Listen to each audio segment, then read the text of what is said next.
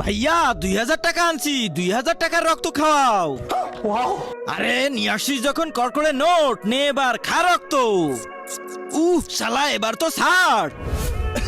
ভাইয়া আজকে 500 নিয়ে আসি, জলদি 500 টাকার রক্ত খাও। এই নে ভাই, জলদি খেয়ে নে। 5000, 6000, 7000, 8000। এই দেখো, এটাই রক্তের মালিক। আরে মশা, তোর সাথে এটা কে? এও আজকে আমার সাথে রক্ত খাবে কেন? আরে মালিক, এর বোনের বিয়েতে বরপক্ষরা 1 লিটার রক্ত দাবি করছে। আচ্ছা তাহলে জলদি জলদি রক্ত নিয়ে নে আর টাকাগুলো দিয়ে দে। যাক, এবার 1 কোটি পুড়ে গেছে। মালিক একটা কথা বলবো? হ্যাঁ বল।